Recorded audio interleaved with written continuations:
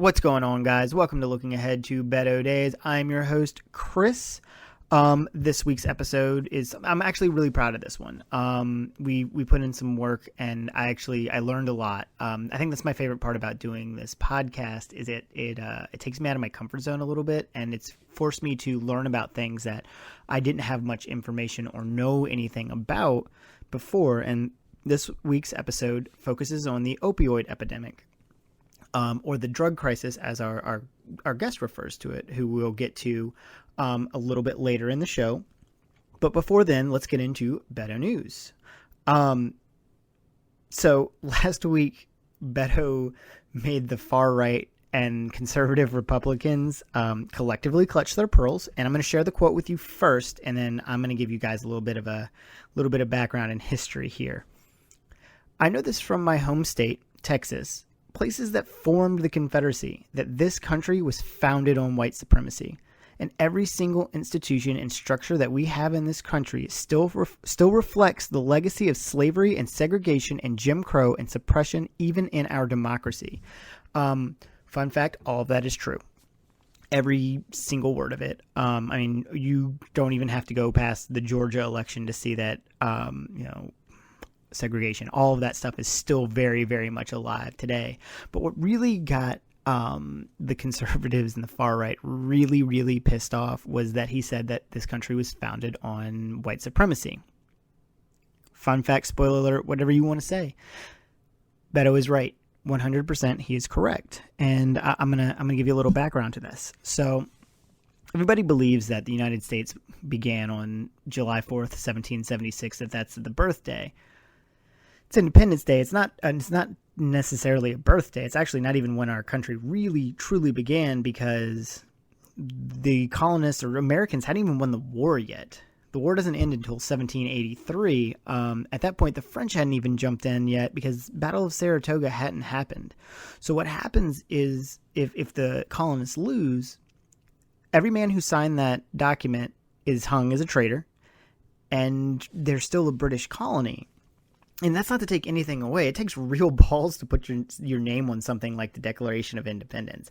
It's a bold move, but it's not really where our country that we know it today begins. So let's fast forward a little bit to 1783, like I said, and the signing of the Treaty of Paris, and the subsequent like the observance of it or whatever in 1784. Well, the thing with the Treaty of Paris is part of it is it's Article 7. Article 7 refers to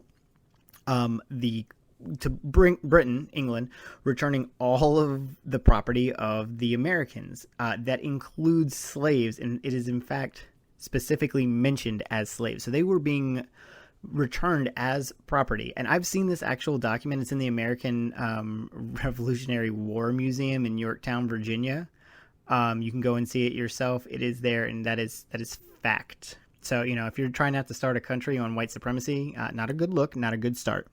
But after the treaty, we went into a government known as the Articles of Confederation, which was an extremely, extremely poor document. It basically made the country into a confederation of different countries that really didn't want to work with each other all that much.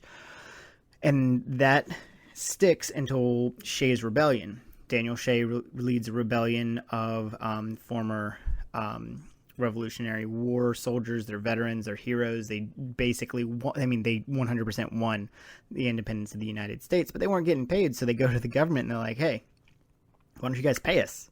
We want money for the service that we did. And the government looks at them and says, I'm sorry, we can't. We don't have money. We don't have the power to tax or pretty much do anything. Well, that's when they decide to throw out the Articles of Confederation and they write the U.S. Constitution. The U.S. Constitution that our government is based upon today, that you hear people quote when they want to try to make a point when it suits their purpose.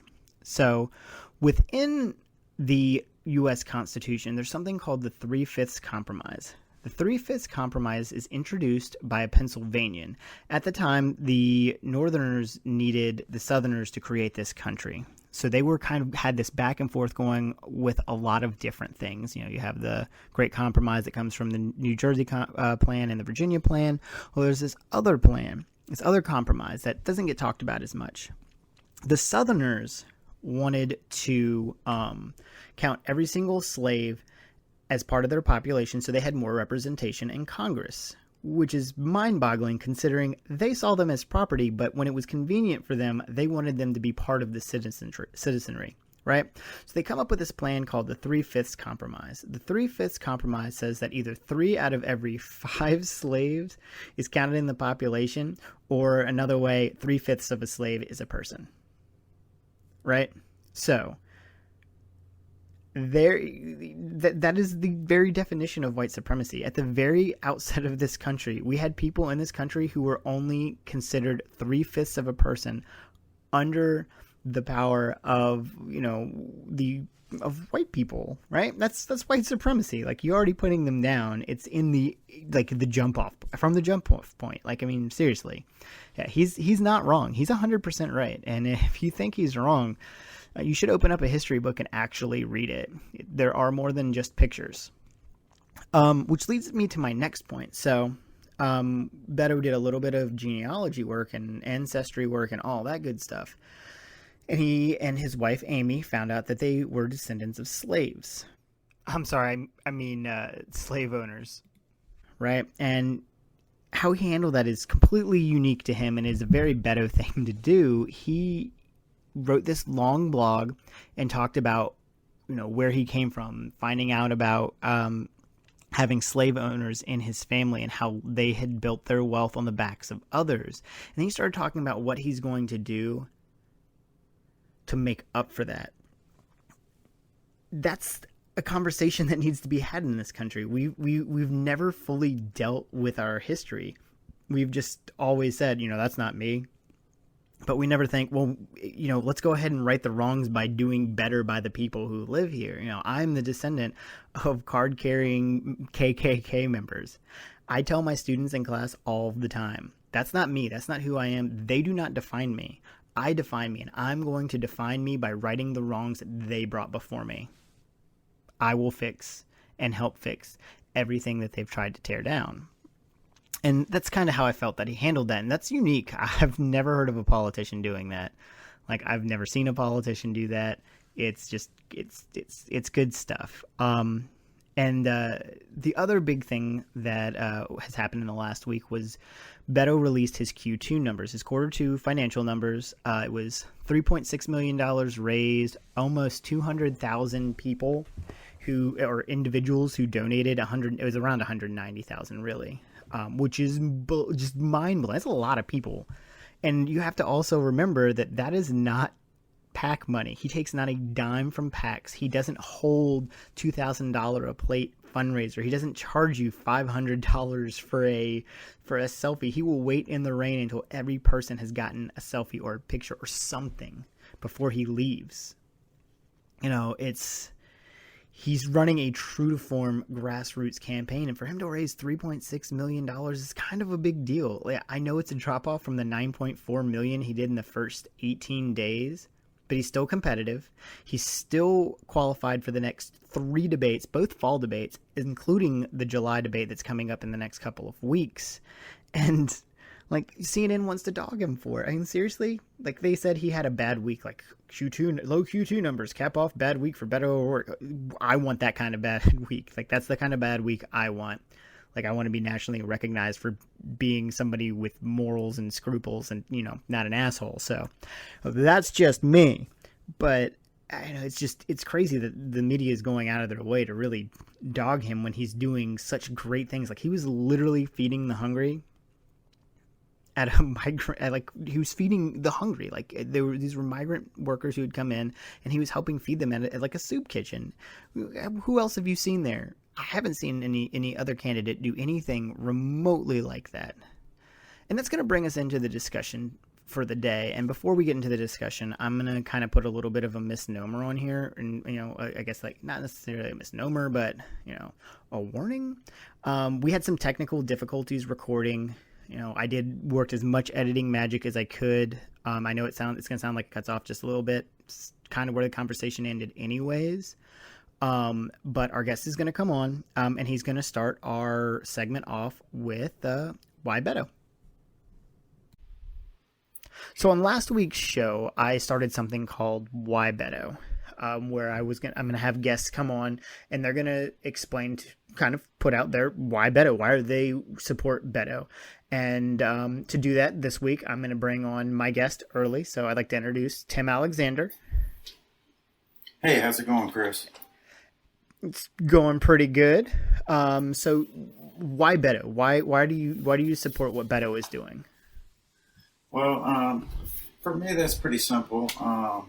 First and foremost, I believe that the current president and the White House now, the things that he displays as a human being is pretty much against everything morally that I feel that I stand for as a person.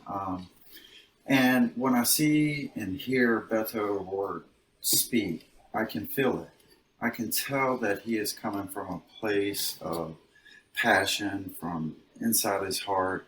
And as a person in long-term recovery, it's extremely important for me to be able to connect with the person that I want to vote for. Beto, the first time I heard him speak, and probably a lot of people, was at a town hall meeting when he was speaking about the NFL and the kneeling.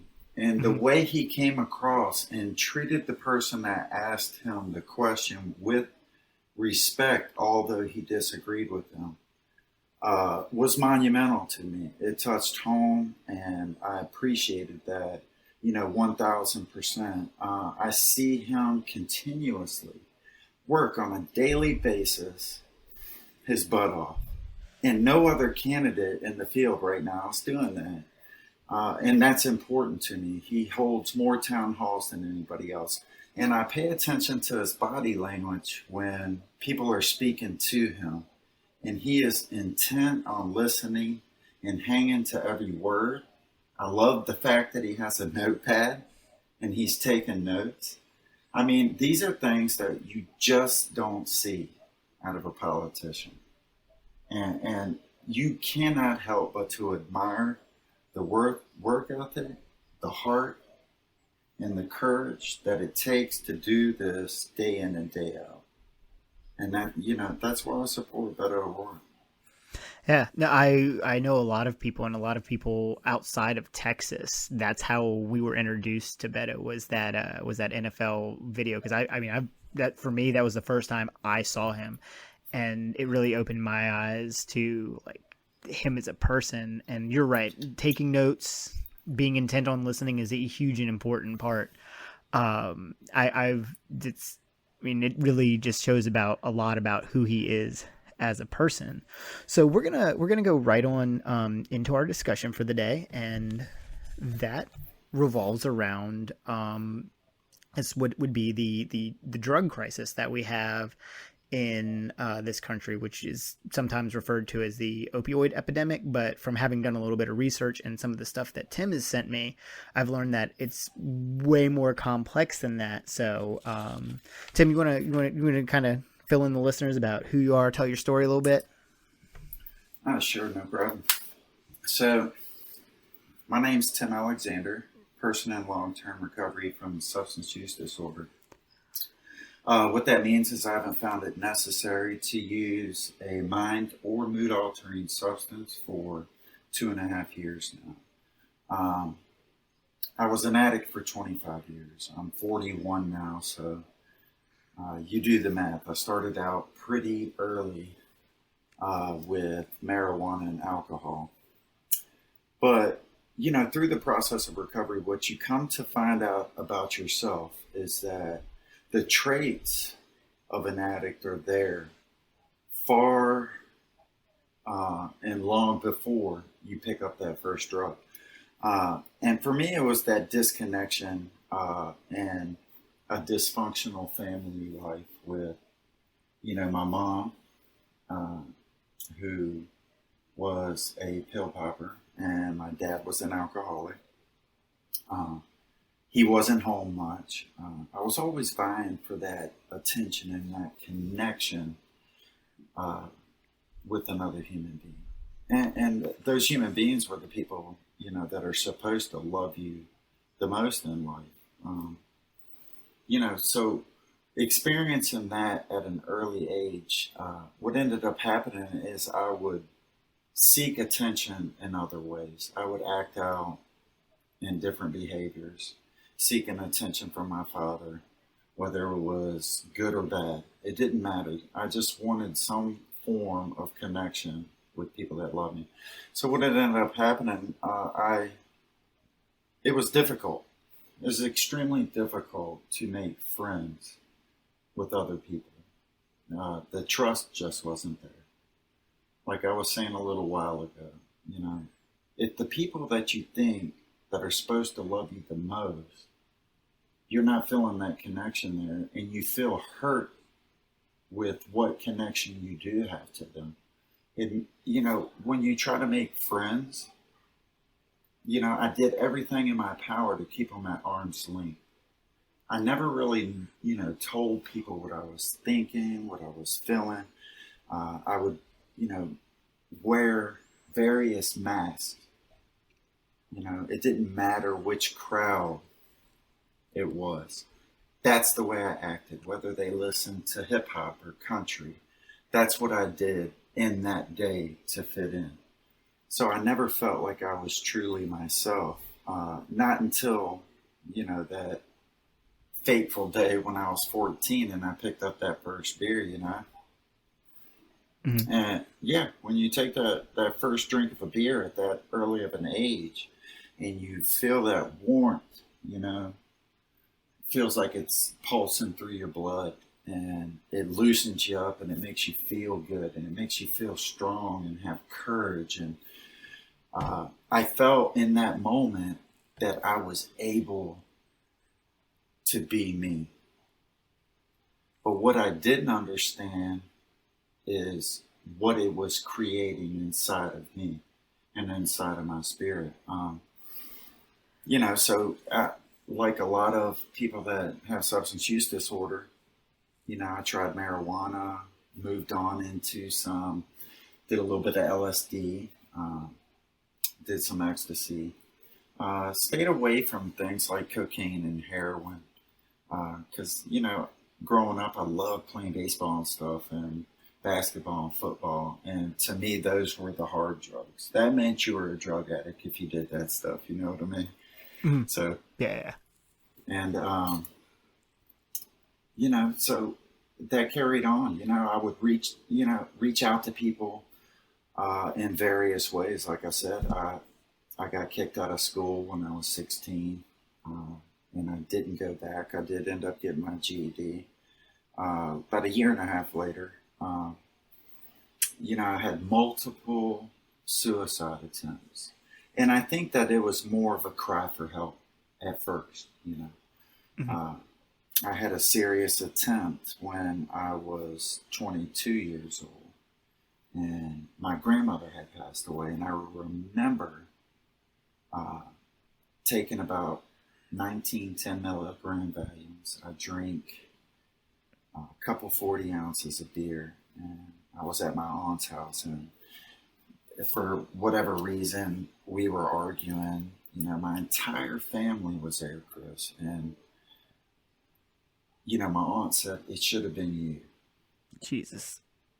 And when she said that, and this is just what's told to me, because after taking that much stuff and drinking that beer on top of it, I really don't remember much. But Mm-hmm. they said I walked into the kitchen, I grabbed a knife in front of everybody, and I cut my wrist to the bone. So that, my left hand has kind of been like, hasn't functioned, fully since that day. But, the crazy part about it is that I was always crying out for help. I was crying out for connection with other people. And I see that a lot today in society, right? Hmm. Unfortunately. So, we can almost even go further than the addiction crisis and call it a social crisis once you start including, the suicide rates, Yep. the substance abuse, and Mental health in this country is completely overlooked, 1,000%. We like to blame everything else. We don't want to think there's an actual mental imbalance or anything like that, and that should include, substance abuse, which should 100% be treated like as a kind of like a mental disorder, because it is such a shunned thing in our society. Um, yeah, and people look down on people who use drugs as opposed to seeing somebody who needs help, just like you said. But before we move on, I want you to finish telling your story, because I want you to tell everybody and all the listeners what you do now, oh because yeah, what yeah, you do now is, I mean, you've come a long way, man. I think we've been talking back and forth for like a week, and it's really amazing.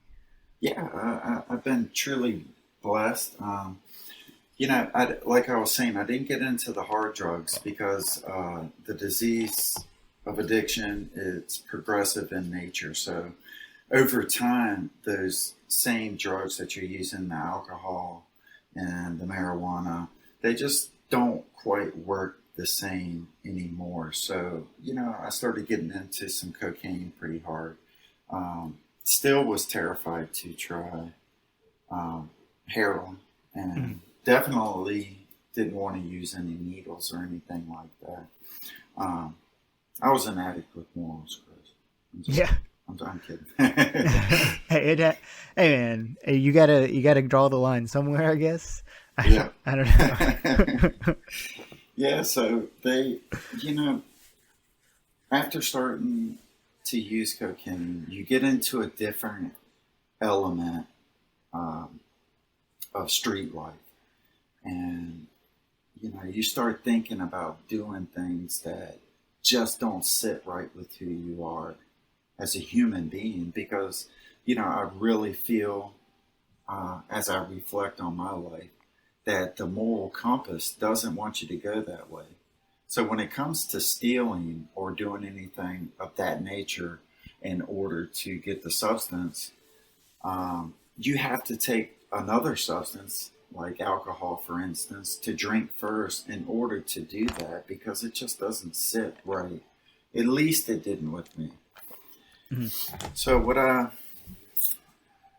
uh, I was 24 years old, ended up getting jumped by five guys at this hotel room and fractured three vertebrae in my back. And the doctor put me on Percocet, and then they put me on Percocet and Oxycontin. And, at that point in my life, I was already an addict. So um, the Percocet and Oxycontin, of course, I abused. Once I felt the way I did after taking it, which was kind of like that very first time you drink that beer and you get that warm feeling I was talking about. Mhm. It's very similar with heroin, and when you feel all the pain in your body melt away, but also all your emotions, it becomes easy, right? If you don't have coping skills to be able to maneuver through life, it's like, okay, my girlfriend pissed me off. I'm getting high. Uh, today was an amazing day. I'm getting high. You know, oh, let's celebrate. Mhm. It's July 4th. Let's get high. I began to find any excuse to get high and to use drugs, which ended up leading me into, you know, jail, which I've been to more times than I care to even think about. And that's the God's honest truth. Mhm. When I sit down and I try to think about all the times that I have been locked up or incarcerated, I can't come up with an accurate number as far as jail. I've been to prison twice. Um, I've been in numerous programs too. They put You know how they have those jail programs. Mhm. Yeah, and I always did really well while incarcerated. I was a good person. I worked 99% of the time, you know, for free. I worked out. I read. I wrote. I drew. I just did whatever I could, to keep my mind sharp and to feel good about myself. But the second you hit that door and there's no continuum of care, which basically is like, okay, you're an addict, you've been in this program for 6 months, you should be fine now. We're going to release you back into the environment from which you came, and good luck. You Man, know, it's just like anything else. You need continual care. That's at least one thing. As somebody who's an outsider, or who doesn't have much experience, is it being a mental illness? It's something that needs to be nurtured and cared. The one thing that was consistent across everything that I've read and doing research was it's got to be continually treated. It doesn't just end. It's not. There is no cure. no, recovery is a lifelong process. It most definitely is. And I will get into the continuum of care once I'm just going to touch briefly on this heroin part. Hmm. I was 26 years old when I first tried heroin. I had run out of medication. A friend of mine had some heroin, and he offered it to me. He sold me that tale that it's exactly like painkillers, and I spent $20, and he was absolutely right. It was actually better. It was stronger. Hmm. So I really thought I was winning then. And 14 years later, like I said, over 54 felony charges, 13 convictions on my record, I found myself sitting in Chesterfield County Jail. And I was facing 6 new felonies with 10 on my record at that point. I had a violation in Henrico. So this was a multi-jurisdictional thing. It was Hanover, Chesterfield, and Henrico. And somehow I had to try to coordinate getting help with my record, and instead of being incarcerated the whole time. So I wrote a letter, to Henrico County Drug Court, and somebody came and evaluated me. They understood I had other charges, and if my acceptance was pending whether or not Chesterfield County or Hanover uh, would let me do the drug court program. And if you looked at, Virginia does sentencing guidelines. So if you look at my sentencing guidelines, would tell you that I was looking at a minimum of probably, 4 or 5 years with a max of about 7 or 8. And already being to prison twice, a judge probably would have had no problem doing that. But when I sat in jail this time, Chris, that I got down on my knees, and I had done this before, and I don't know if I meant it even more this time, but I was looking back at my life. I had an 11-year-old daughter at that point. Well, she was getting ready to turn 11, and I had spent 1 year of her life with her, So Hmm. the people that are affected by this were, it wasn't just about me anymore. There was things in my life that I started to want to feel present for, especially almost being 40 years old. I mean, as you can imagine, 40 years old, without a pot to piss in or one to throw it out of, man, that's a tough pill to swallow. Sucks. It Yeah, is. it does. So, Sucks. so, I got very, very, very lucky, and drug court accepted me. Both of my lawyers from Hanover and Chesterfield worked together, and they got me into the drug court program.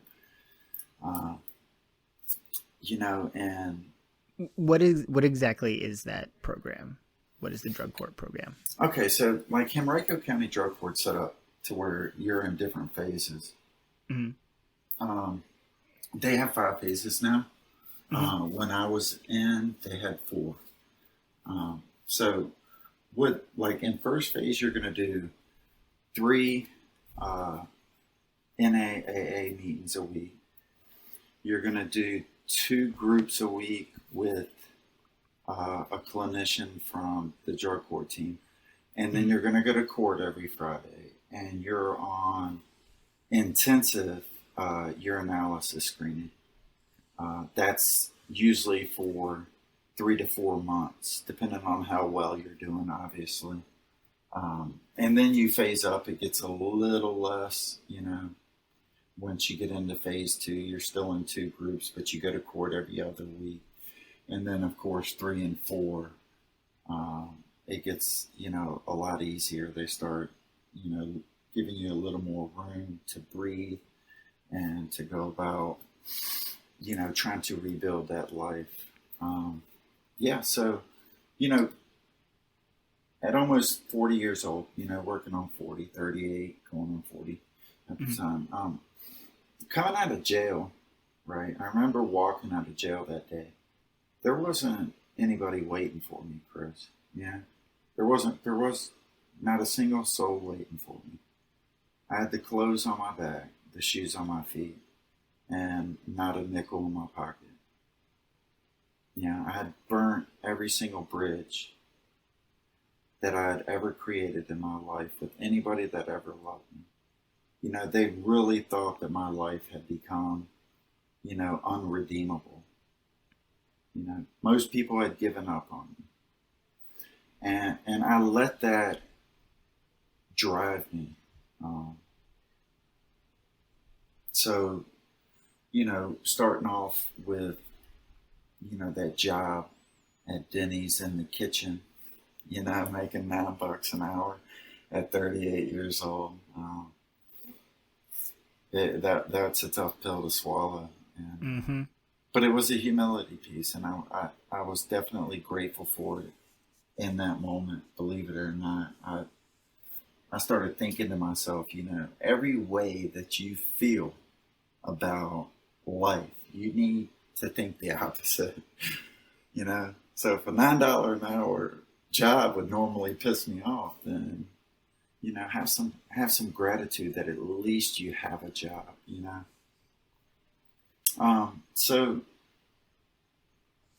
My recovery, I moved into a recovery house, did really well for a little while, and then the disease came back, bit me in the butt, and I relapsed. I'd been doing some step work with my sponsor. I began to see who Tim really was in the mirror when I took an honest look at myself, and it scared me. You spend your entire life as a chameleon. What do they call them? A shape changer? Shapeshifter. Yeah, Shape changer, shapeshifter. same thing. Depends on whatever lore you're looking at that day. Yeah, so Whatever universe, yeah. Yeah, I had 3 slips while I was in there, and it was on the 3rd one that things had started to get bad because I had found a little crack in the urinalysis testing system, and I was using a couple times a week at first, and it turned into, as many times as I could for that week. And, I was getting to the point where the addiction was really taking hold again. And I remember it was a Thursday night. Thursdays when I had my men's process group. And there's this guy, the clinician at the time was Bernard Green. And I got to group. I had gotten high earlier that day, and I got into group. And when I'm getting high, like, I don't think that other people can notice and tell just by the look on my face. Like, I mean, I went through the entire process of, eye drops, clear eyes. Went to Walmart, picked up a new pair of reading glasses, made sure all my ducks were in a row, blah, blah, blah. And when I got into group, and they go around, there's about 12 guys in there, and we go around to start the group, and we just say, like, how we're feeling for the day, what we're focused on. And he went around to a few guys until it got to me. And when it got to me, he looked at me and he said, man, I can't even hold it anymore. He's like, I gotta tell you, man, you look like shit, man. You look terrible. What's going on? And in that moment, I was terrified because it completely caught me off guard. And I knew once he said that I would not have the courage to admit that I'd been getting high in front of my peers. Because a lot of people thought highly of me at that time. And, people root you on, and there's this shame and guilt that washes over, your spirit. And I just couldn't say anything then. So I did, like I had always done in my entire life, and that's deny it. I was going to take it to my grave. So he didn't give me much crap after that. We went on with the group and stuff. And after the group, I had decided that I was going to go in there and tell him the truth. And it wasn't as noble as it may sound, because part of me was scared that he knew that I was getting high now, and that I was eventually going to get caught, and it would be twice as bad if I didn't do it this way. And then part of me was also crying out for help as well. And I went in there and I was like, Mr. Green, man, you're right. I've been using. I'm like, what do I do? What do I do to get better? And he turned around and looked at me and he's like, you know exactly what to do. Every time I tell you guys something, you always end up doing what the hell you want to do anyway. So why am I even going to tell you? Just do you. I was shocked. If you'd had to pick my jaw up off the floor, because here I am thinking I'm being noble, I'm doing the right thing, and when he told me that, something inside of me clicked, and I thought to myself, he's right. I should know what to do, but I don't. For some reason, I need him to direct me what to do. So me and him went back and forth for a little bit. And he said, all right. Call your probation officer. Tell her everything that you just told me. Tell her that you need help. That's what you should do. So I went, the connection with your cell phones is terrible down there. So I couldn't use my cell phone there. And when I got upstairs to the parking lot, I didn't give myself that opportunity to talk myself out of this. And I called her and I left a message. And from that moment on right there, terror, just welled in my heart. Like I thought for sure these people are going to kick me out of drug court. And I'm going to spend the next 4, 5, 6 years in prison. And I never wanted to experience that again. So that entire night I didn't sleep very well at all. I woke up the next morning terrified, and sure enough, my phone rang about 10 o'clock in the morning, and it was her number, and I was terrified. And I just stared at my cell phone, and I just let it ring until the answer machine picked it up, and I let her leave me a voicemail. Yeah, I was scared. I didn't want to face the music. Because in that moment, I think part of me was trying to come up with any and every excuse on how to get out of it, how to do what I had taught myself to do for so many years, and that's, run from who I am as a person. So sure enough, she had left me a voicemail, and she sounded really happy. Not, I wouldn't say happy, but she sounded really concerned would be the right word. She sounded super concerned, and what can we do to help? I'm so glad that you called. Just give me a call back. Let me know if you can come to court today, because this was phase 2, so I was going to court every other week. And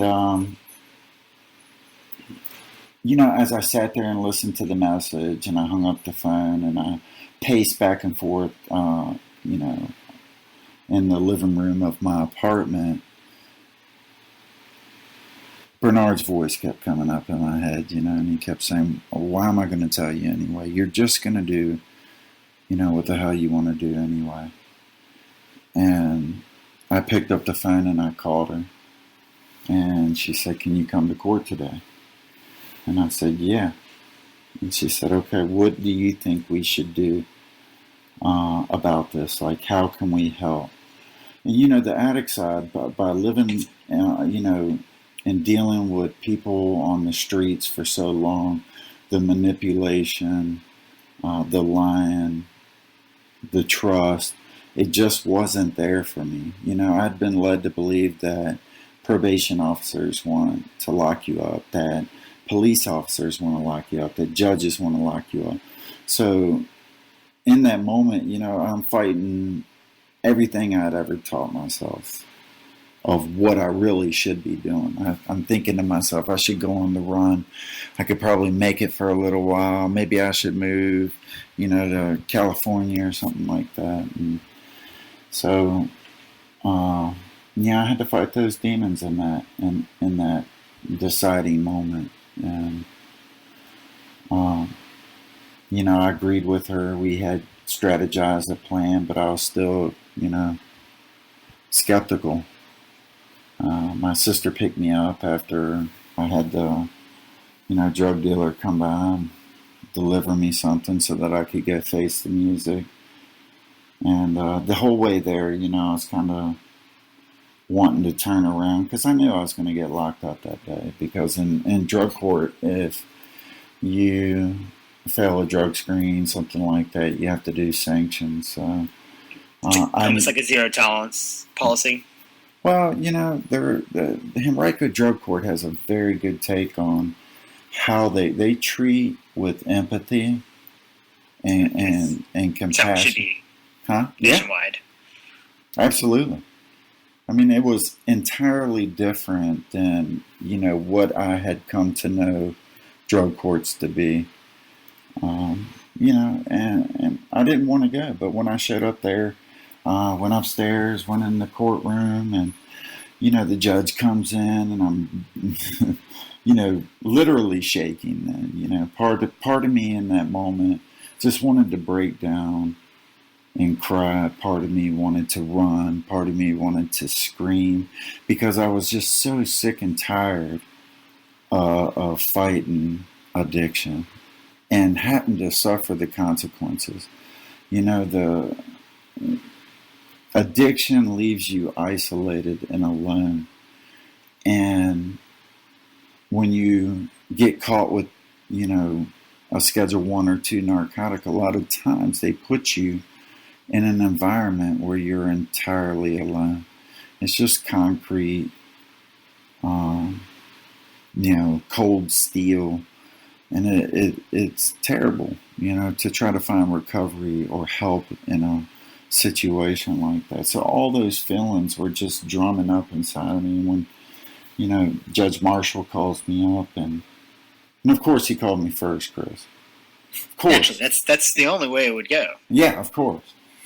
So I was on the Green Mile, at least what I thought. And I get up to the podium, and he's like, takes a deep breath, and he's like, "How are you?" And I was like, "Good, I'm good. Besides the fact, that I've been getting high." And he goes, "Yeah, I know." And he goes, "I want everybody out here to take a look at Mr. Alexander." And in that moment, of course, I'm thinking they're going to make an example of me. Yeah, I'd have thought the same thing. Well, and if you think about it, throughout the history of, the drug war, that's kind of the way it's been, especially, probation officers, things like that. They don't usually give you many opportunities at all. There was always that, "Oh, well, you're screwing up, you're getting high, so let's lock you back up." And all that does is set you up for failure. And so when he said, "I want you to take a look at Mr. Alexander," this is the epitome of what you should do when you are reaching out for help. He's like, he's not supposed to be here today. He hasn't failed a drug screen. He called his probation officer, told her he needed help. And in that moment, that was another defining moment in my recovery, because it proved that everybody is not out to hurt me. And I did start crying in that moment, actually. And it's pretty moving. I You expect one thing and you got another. It's almost life-saving. Well, not only did I get another, the thing is that he empowered me through, his choice of words. Mm-hmm. And not saying that he did a terrible thing by getting high, but he did an amazing thing by telling somebody that he needed the help because he was getting high. He didn't even bring up, the using part. It was strictly for just one of those moments that was super empowering for me. And when they put you in handcuffs at that moment, when, he gave me a week in jail, and they put me in handcuffs. Bernard wasn't in the courtroom at that time. Bernard Green, I apologize. That's it. Yeah. He's the clinician. And but when I walked through that back door with the bailiff, he was standing right there. And he didn't say anything. He just smiled. He had this smile, right, that would light up a room. I mean, this guy was amazing. And I respected him, so much, man. I mean, he was a tremendous influence on my path to recovery. And it was because of him, in that defining moment, that he had the courage to call me out in front of everybody. And not only that, he gave me correct information of what I should do, and it worked out exactly how he said. So the trust there began to build. And, he didn't, Bernard has passed now. He ended up becoming the drug court administrator. He was 47, I think, at that time. And a few months after he took that position, he found out he had pancreatic cancer and passed away. So, he will forever be remembered in my life. Because from that day on, I've been clean. That's awesome. And I've always loved public speaking, and I've loved telling my story. And I try to help people because it's just a part of who I am, which is part of the reason why I love Beto work, So,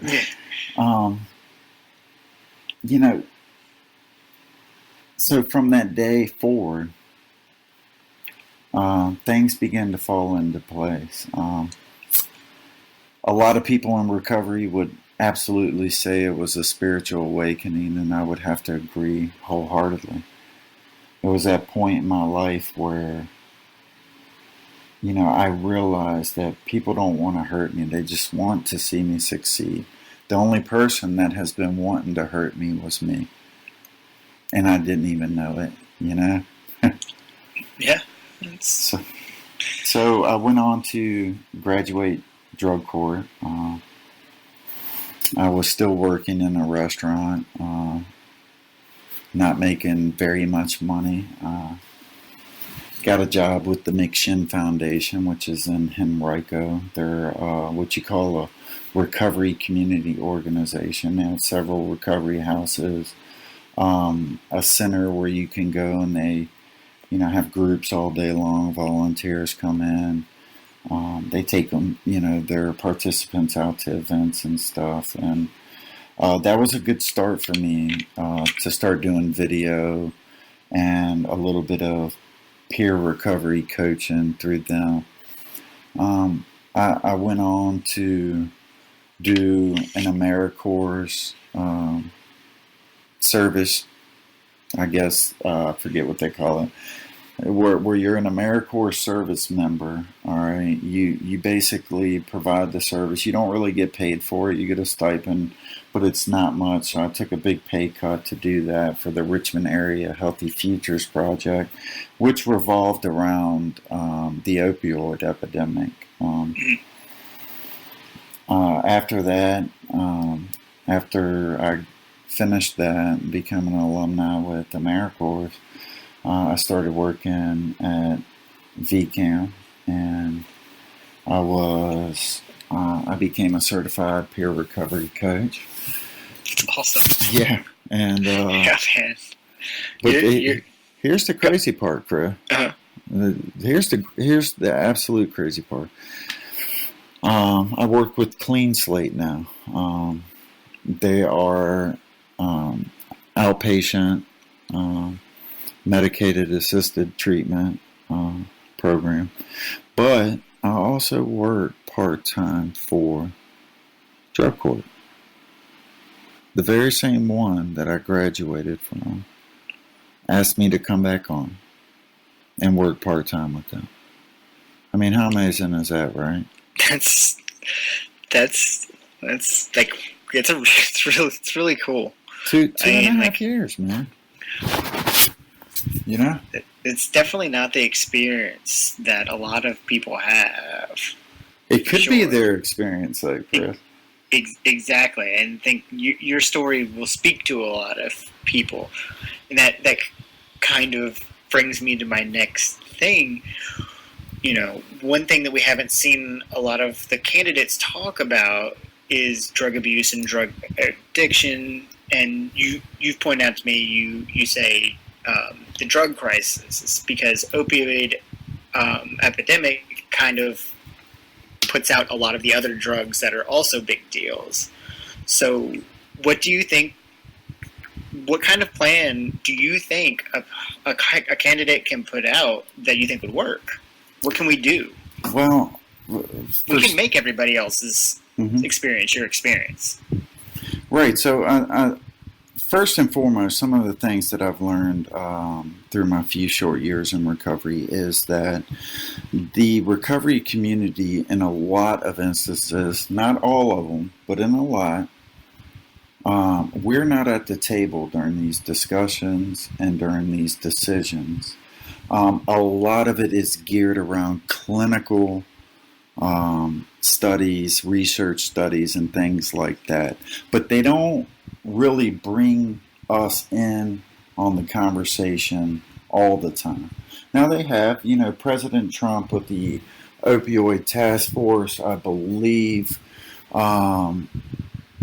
had one or two people in recovery sitting on that council, and which was rare, because the drug war, the war on drugs, been going on for over 100 years. So, the stigmatization of people, that suffer with substance use disorder has been ongoing for, since way before I was born, Yeah, it definitely got amped up in the 80s with the war on drugs, which essentially, instead of making addicts people who need help, that made them into criminals. It's Right. interesting that you Oh, think. well, you go even further back to the 20s with Harry Anslinger with the marijuana, targeting people of color. It goes all the way back to then. And he was a federal bureau chief, I believe, or something. And that was when it really started. He would come up with slogans like people get psychotic when they smoke marijuana and stuff like that. And that it was in those moments, his hatred, I think, for people who use drugs really drove us into the war on drugs, full steam, because it really started back with him, and That's interesting. I'd never heard about it put that way. That makes perfect sense. yeah. The whole reefer madness thing. Well, yeah, he was basically given amnesty to do whatever he wanted, and they would plant drugs on people of color. They plant drugs on hippies at one point, and it turned us into terrible and bad people. So that way, it made it that much more difficult to reach out for help and trust and believe that stigma is still, every single day I see it in one shape, form, fashion, another. I do a lot of councils. I sit on the Virginia Association of Recovery Residences, reentry councils. I go do community outreach, and one of the things that's always missing is people in recovery. You see all these huge treatment centers, right? Mm-hmm. And there might be one or two, maybe, people there, but for the most part, they're not relying on, the people from the recovery community.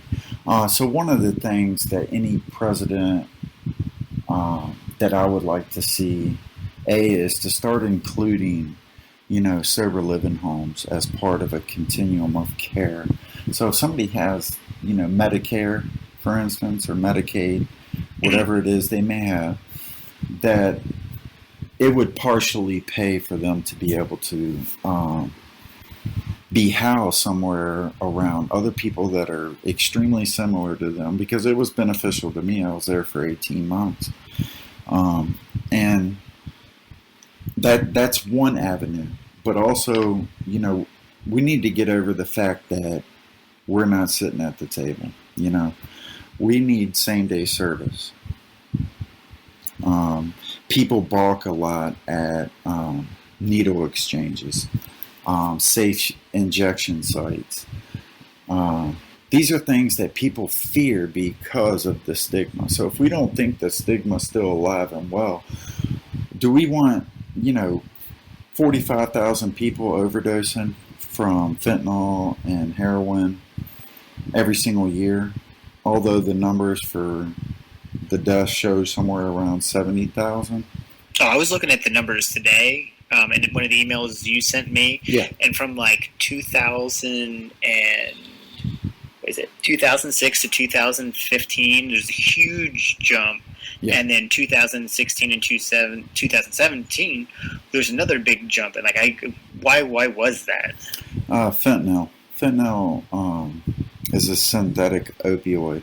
It's usually manufactured in China or in Mexico. It's extremely cheap to make, but it's also about 100 times more powerful than heroin.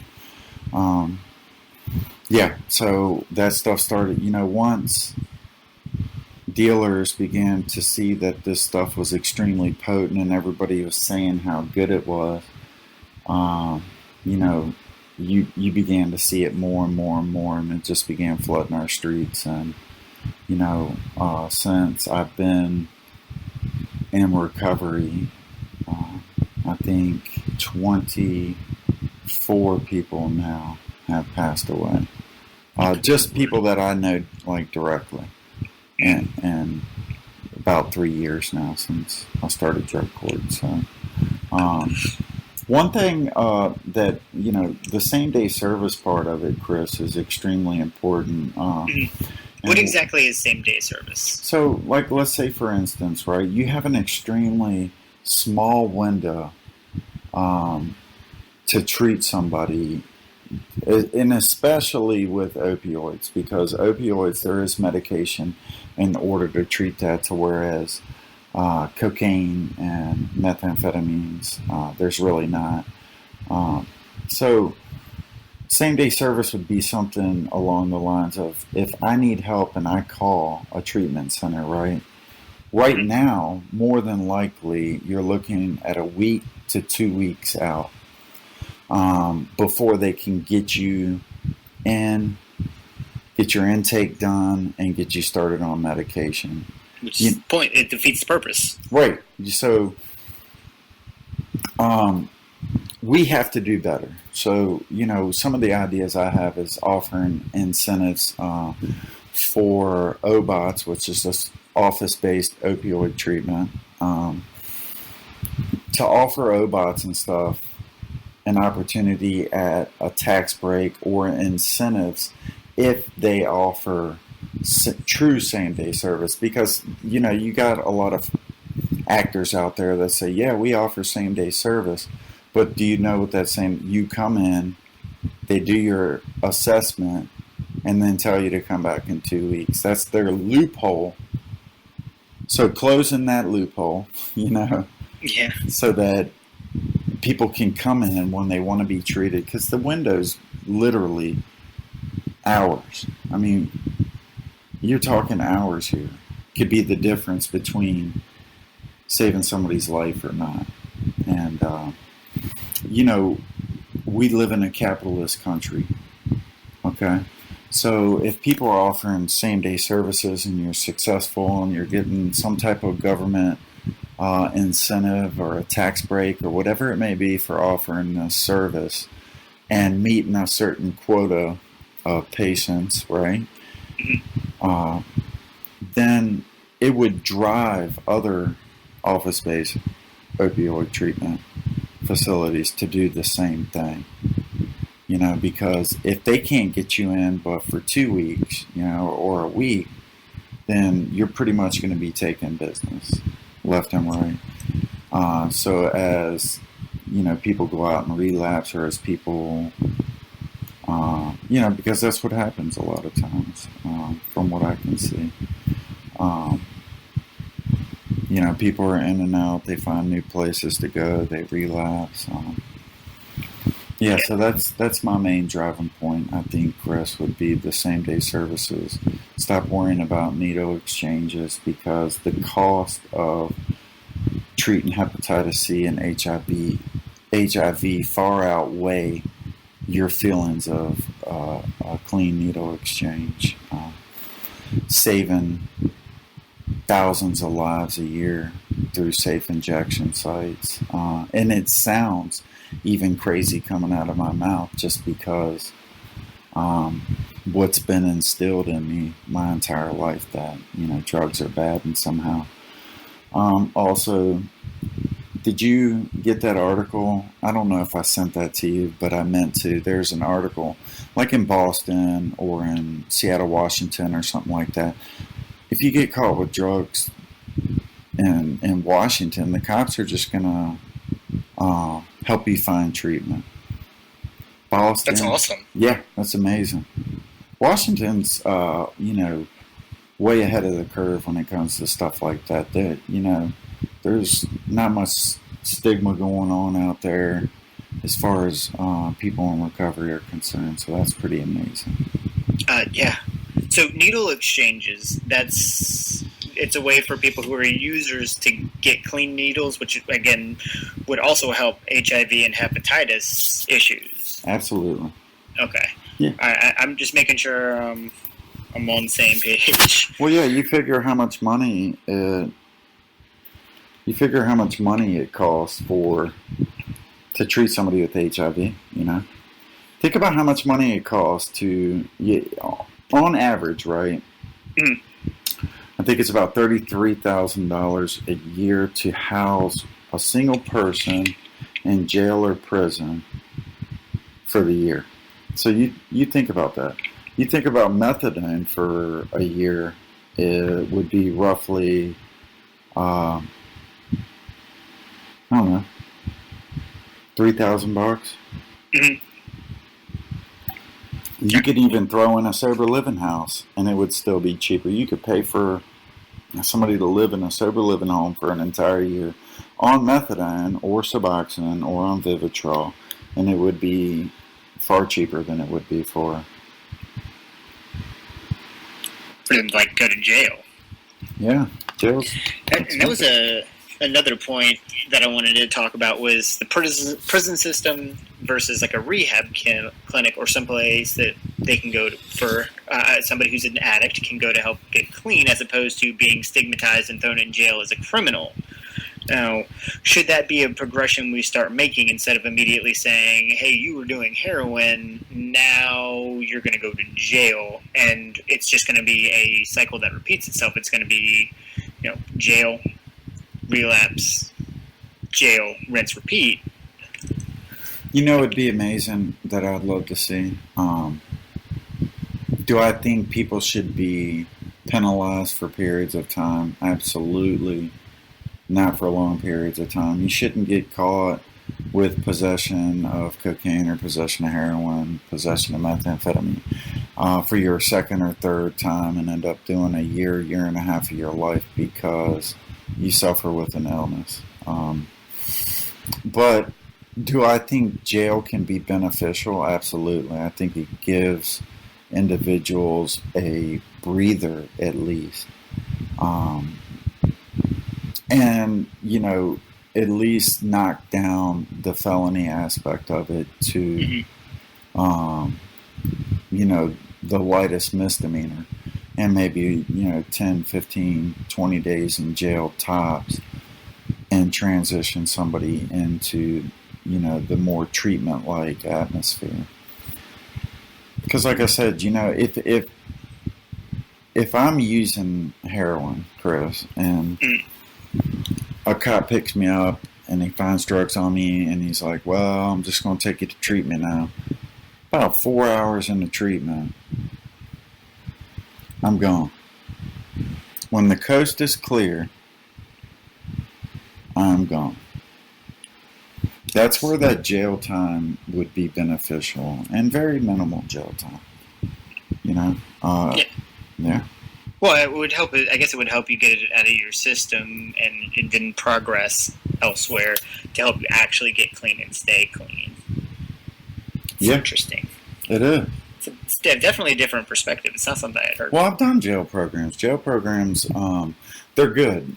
You do learn some things, but you're still in an environment to where there is no practice. So instead of building jails, why not invest in drug courts and programs of that nature? Why not invest in your recovery community organizations, that are out on the front lines and in the trenches on a daily basis? And they get no funding. At least in Virginia, I know. I'm sure some states have come around and started funding recovery community organizations like California, Washington. I would say a more democratic-leaning state. Yeah. It tends to be like Oregon, Washington, California, places like that, where they seem to handle it with more empathy than as a criminal kind of thing. Yeah, because you end up with a criminal record, and then what happens, right? You get a felony, it hinders you from getting a job, could hinder you from getting an education through federal Pell Grants, loans, things of that nature. And they also, at one point, at least in Virginia, they were taking your license. So you just think about the lowest form oppression that you can think of, and that's pretty much it for the United States of America. I mean, you take somebody that's sick, that's hurting, that's lonely, that's probably been through trauma, you throw them in jail, they sit in jail, they get out, you put them back in the environment they were in, they do the same thing over, and it's just this huge vicious cycle, costing tremendous amounts of money to the taxpayer, and to that person's well-being. We got to be smarter. Oh yeah, 100%. We're not taking care of each other in any facet of the word. But no, you're 100% right. It's a vicious cycle, and I think some of that comes with a little bit of confusion from the general public, because the general public, like, I didn't know a lot of the stuff that I know now, having been talking to you and reading some of these articles. And one of the things that I thought was that when you use the term opioid epidemic, I thought that it was just pretty much all of the drugs, but it's only a part of it. Like, it doesn't cover methamphetamines, and our drug issue in this country is far bigger than just one opioid epidemic. That's why if you've noticed, you've heard Tim say the drug crisis. Do you think flipping the script on things and making it a drug crisis and like really educating people, like, can we use that to educate the public and really change their minds from seeing people who have addiction as criminals and seeing them as people who actually need our help? Like, we should be taking care of them. Well, that's what that's what the recovery community is for. I don't mind. I tell my story to any and everybody out there, and I'll tell you, 9 times out of 10, I get an extremely warm response from the likes of just about everybody that you can think of, from one end of the spectrum into the other. So and I think that's what it'll come down to. And that's why I think it's such an important part to not rely so heavily on the clinical aspects of things, that we need to focus on being more balanced and bringing us into these conversations, letting us have a seat at the table so that, we can help at least direct. Because, yeah, I mean, of course clinical has its benefits and it's great. But who knows better than the person that's been through it? Exactly. And they do that stuff with, they say, we want a teacher to be sitting in when we talk about education, but they never mention addicts when they're dealing with opioids and drugs and all of that. And they're the people who know better than anybody else. Like, they learn through experience, not reading a book. The reason why you don't hear about it nowadays, Chris, is because, and even from candidates, I have heard, Beto said some things about it. Elizabeth Warren has, Cory Booker as well. But it's not as prominent as it was at one point, because we've kind of hit like this plateau right now. So it's not as important as it was before. And that's kind of what got us in this mess in the first place, is that we end up being reactive and not proactive. All this stuff could have been prevented, at least a good portion of it, many, many years ago. And, they kept getting warning after warning from the recovery communities, and then they end up in a crisis and they're like, oh shit, what do we do now, right? Should have been listening before. Yeah. One day And that's our show for the day, guys. I'd like to thank Tim again for coming on and being with us and bringing us such great information and such great insight. He's a real inspiration. I apologize again. We had technical difficulties. I know it seemed abrupt to cut off at the end, but that's actually where that part of the conversation cut off. So it actually kind of worked out. But at the end of the day, the substance is the most important part, and you know, that was what was important to me. I could have re-recorded the entire thing, and I chose to have the impact of me hearing a lot of that information the first time, and just the story and how Tim speaks and what he speaks about. He's obviously very, very passionate about it. I didn't want to compromise that. So I hope you guys enjoyed what he had to say. Like I said, get out, donate, volunteer, do anything that you can. We got to help this campaign keep going. But until then, I'm Chris, and keep on looking ahead to better days. But